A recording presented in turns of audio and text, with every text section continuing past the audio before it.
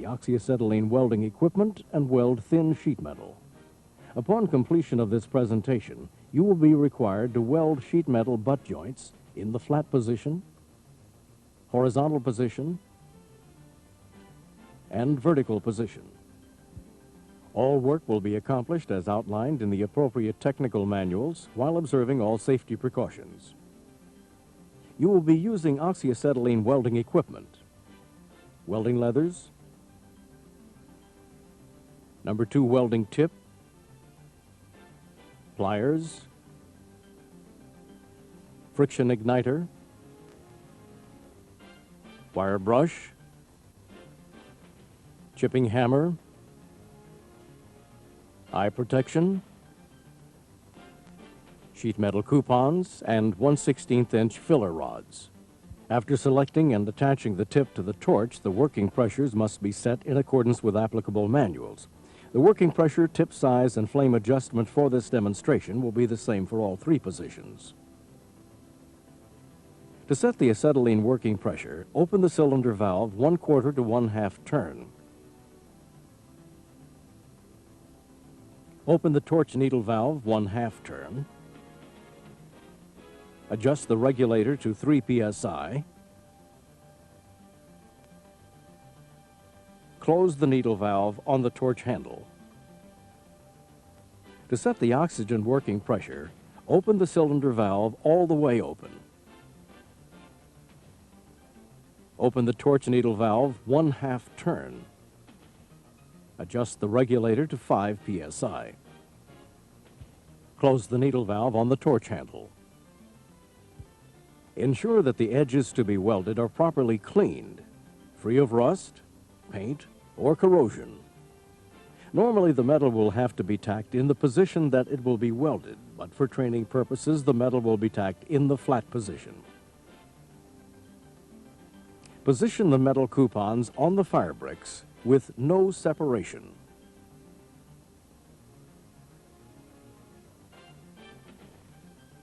Light the torch and adjust it to a neutral flame.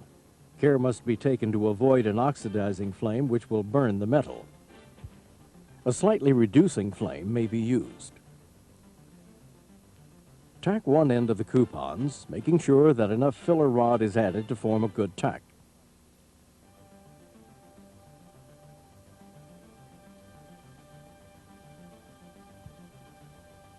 Ensure that there is no separation between the coupons, and tack the other end of the metal.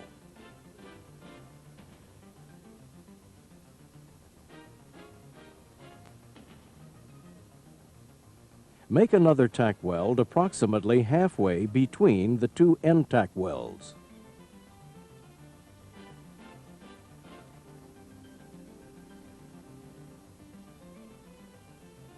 Make another tack weld approximately halfway between the tack weld on the end and the tack weld in the middle. Repeat this step on the other end of the metal. Make sure the tacks are fused to the metal.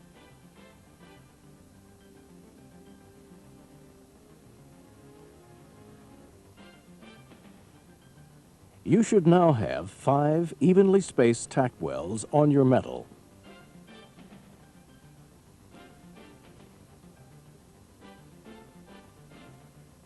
Warpage will make this weld very difficult to perform satisfactorily. If warpage occurs, remove the coupons from the fire bricks and with a chipping hammer, tap the tacked edges to make the join even. If warpage is severe, additional tack welds may be required.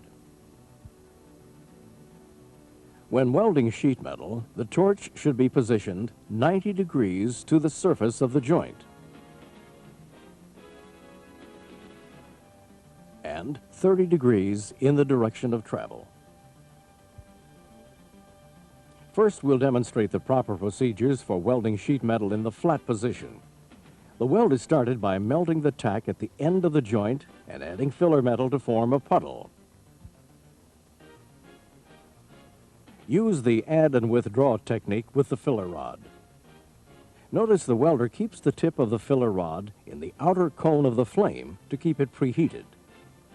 When the preheated rod is dipped into the molted puddle, it will melt instantly. When welding sheet metal, a slightly carburizing flame may be used. Move the torch at a steady rate of speed and try to keep the puddle the same size. If the puddle gets smaller, you must slow down. You are moving too fast. If the puddle grows larger, you are moving too slow.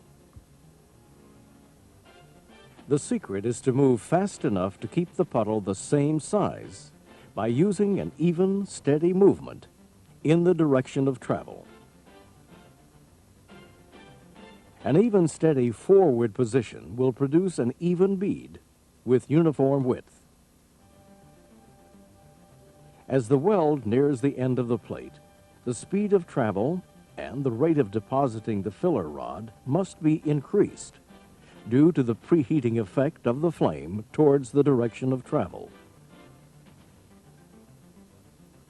If the base metal starts to overheat or you lose control of the puddle, flick the flame away and allow the bead and base metal to cool slightly. Then continue to weld.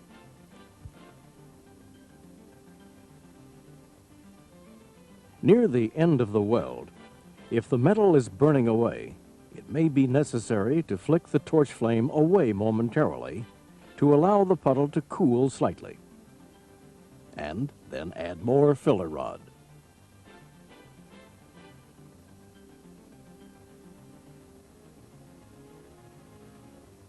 Upon completion of each weld, quench the metal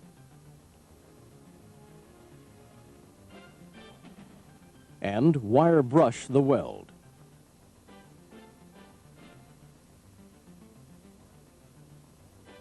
The finished weld should be approximately 1/8 inch wide, uniform in width throughout the length of the weld, and free of overlap, holes, and voids.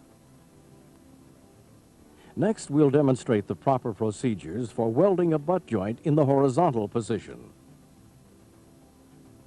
Clean and tack the metal.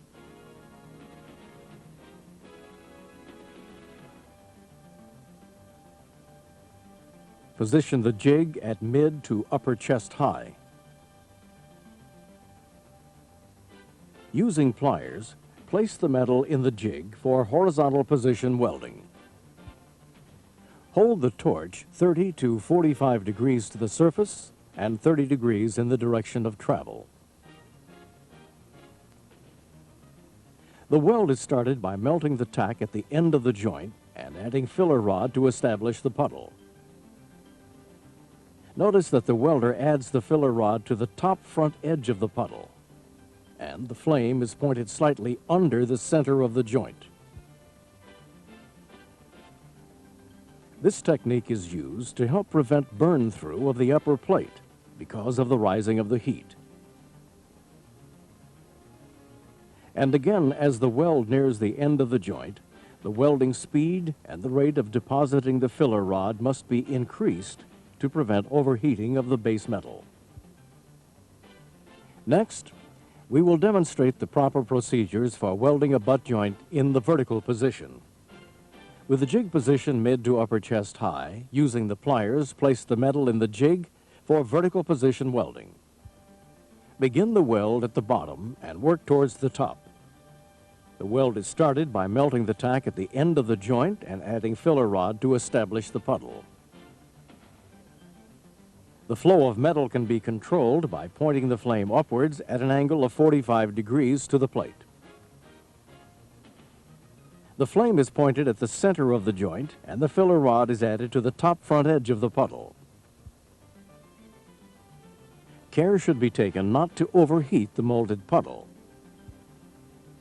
And again, as the weld nears the end of the joint, the welding speed and the rate of depositing the filler rod must be increased to prevent overheating of the base metal.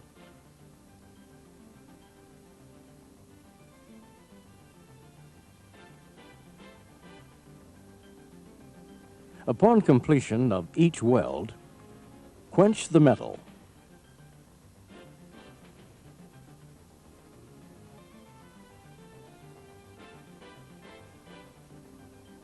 And wire brush the weld.